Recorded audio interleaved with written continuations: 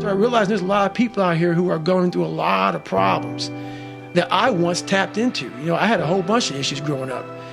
And, you know, I felt compelled to just, you know what? You got to start sharing this stuff, man, because people see where you're at today. They see where you're at today. They see the man you are today, this hard, rock hard human being. Show these people where you come from. Right. Show these people it's possible. The one thing that made me who I am today is being vulnerable. It's breaking myself down to the absolute rock bottom and being able to tell people who I am. And that's how I fixed it. Literally, being able to look somebody in the eye and say, you know what, man? I have a whole bunch of character problems, character flaws. I've lied about this. I've cheated here. I'm insecure here. This isn't the real me. I lied to you about that.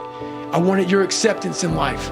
All those things happen, but the thing about it is that we get judged so quickly by who we are. We don't know. We don't go to where it happened. You know, life created this person, me. Life created me to be this fucked up person that I was back in the day. And I had to realize, man, that's okay, man. It's not my fault. Now I gotta go back and fix this shit though. So a lot of this isn't your fault, why you do some things you do, why you feel the way you feel. But no one's coming back to save your ass. You have to go back to where the shit started, wherever that place is for everybody, and have the courage to go back there and start fixing what broke you. And that's when I was like, hey, I'm fucked up. I'm gonna go back and fix this though. Suffering, if you know how to do it without making it out to be like, oh, I'm not talking about you have to go through cancer. But I guarantee one thing, man, I bet you're a better motherfucker mentally if you look at it the right way. Everything I went through in my life, every bad fucking thing I went through in my life, the 2 heart surgeries, all the name calling, being everything I went through. If you learn how to flip that motherfucker on top of his head and say, hang on, there's so much power in this fucking thing. And if you look at life as it is a trial ground, a testing ground for where you need to belong, where you need to go, suffering is a fact of life. And if you look at suffering the right way, it's a great tool to callous your mind. If you look at it as suffering, woe is me, this is bullshit, God, kicking rocks. If you look at it like, okay, motherfucker, you're testing me now. I get it. Whenever I'm being like depressed, I go through depressed moments, I go, oh, hang on. I'm getting tested. So you have to be aware of all the signals and signs that are being given to you from the world. One of them is if you feel bad, you're being tested.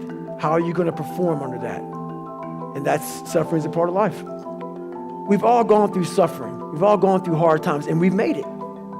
But when you're in the midst of suffering, what our mind does is this. You think about the now and there's no strength in it.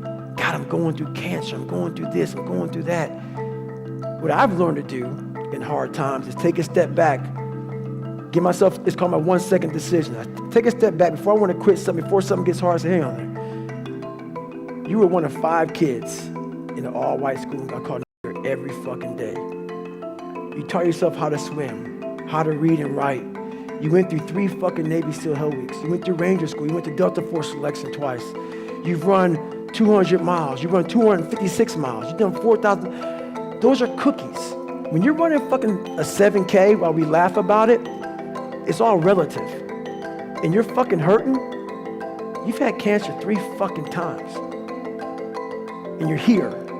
It's a big fucking cookie, man. So you reach in your fucking mental cookie jar, you pull that motherfucker out and you read it. Lost my brother. Cancer. Not once. Not twice. 3 times. I'm still fucking here. And I'll know the rest of your life. That's just a snippet of what I fucking know. So that's what I do when times get hard, is I remind myself I'm a bad motherfucker. When you have a real fear of dying and being just another person, that I live to pay the bills, I made $1,000 a month. This is my life. I spray for cockroaches, man. If that makes you feel good, that's great. It didn't make me feel good. I wanted to, the first time in my life, after 26 years, it was 24, 25, wherever I was, I wanted to feel good about myself. You know the one gift I have is I have the ability to see the end before the beginning even begins. And what that means is I know that to get to the very end, I can see it right now. So before I went to Buds, and I was losing all this fucking weight and shit, I saw myself walking across the fucking stage at 191 fucking pounds, 'cause that's what I had to get to get into the door. I saw myself 6 months, a year later, whatever it's gonna take me to do it, I saw myself walking across that stage, getting that fucking certificate of graduation from Buds. And I was able to be there at 300 fucking pounds. And that feeling that I was nowhere near that fucking feeling, I was able to put myself there 1,000,000 times every fucking day. And that feeling of like, my God, that is gonna feel fucking amazing. That's what made me suffer. That's what allowed the pain to be real and say, this is worth it. I want to feel for this fucking next 18 months. It took me 18 fucking months to finally become a Navy SEAL, to finally, just get through Buds. 18 months, it's 6 months. It took me 18. That's what woke me up every fucking morning was, I'm gonna put myself through this much fucking pain and suffering for a few seconds. That's all it is. A few seconds of joy. And it's so fucking worth it, man. That's what people don't get. So I'm able to put myself at the finish line, even though I have no finish line, but at the finish line of an event before I even start the motherfucker to say, how are you gonna feel at the end of this? Right, visualizing is my biggest tool of life. That's why I've been able to put myself in cold water, put myself in a 100-mile race millions of times before I've done it. And I'm able to go through the race and see how I'm gonna feel at mile 50. Almost to the exact feeling. Right, so when it comes up, it's no surprise. It's no surprise. I've already done this 1,000,000 times. Mm-hmm. And that's the one thing I practice and practice and practice and practice overnight. But also, the most important thing is I practice that feeling of accomplishment that I'm going to have when it's all said and done with. That's what gives me a huge advantage in life, especially today, in this day and age, with so much shit going so fast and everybody wants to keep everything going, everything up and everything. I want to be the greatest multitasker of all time. Not me. If I put my 100% into what's in front of me, I will destroy it. If I'm out here just multitasking and shit, I'm gonna half-ass everything I do. So it is the most important thing in the world to me is being focused at the task at hand. But the one thing I'm most scared of in the world is losing touch with the best thing in the world is your mind. Your mindset, how you can picture yourself, how you can focus, how you can drive, how you can put yourself in so many situations to get out of it. Because those headphones we listen to, those phones that we Google to find information, there's so many situations in my life where that shit's not gonna help me. It's not gonna help me. None of that stuff's ever helped me. Mm-hmm. None of that stuff's ever helped me. What has helped me has been me alone, getting my shit together and being accountable for who I'm not and who I want to be. It's the only thing that's helped me. I'm not driven by the business. I'm not driven by trying to be, I make a very small salary from being retired from the military. That's all I need. So I'm not fast to, I'm a minimalist motherfucker. Give me a backpack, a fucking ground to sleep on, and a pull-up bar, and some running shoes, and a Subway sandwich or some shit, and I'm fucking straight. So it's, I believe in patience. I'm a patient dude. I can watch a piece of grass grow for 20 years.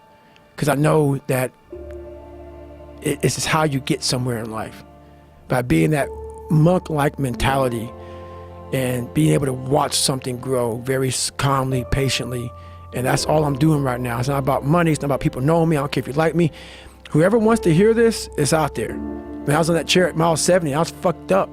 I thought I'd given 100%. And to go that last, I go, man, I wasn't even near 100%. So I came up with this thing called the 40% rule. And it's basically where it's like a car. You put a governor on a car. And let's say the car can go 130. That governor stops the car at 91. And you're driving thinking, man, I want to fucking floor it, but I can't go any faster. We do that to our brain. We put a governor on our brain. It's like we feel pain, discomfort, suffering, all those words that we hate to say because we have this happy, peaceful world we live in now. We stop. We slow down. And if you can get through these different barriers and gain 5%, 2%, 3%, that 40% becomes 60. That 60% becomes 70, 80, and 90. And then you'll hopefully one day near 100. I don't know many people who are probably at 100. We think we're there, but there's so much more.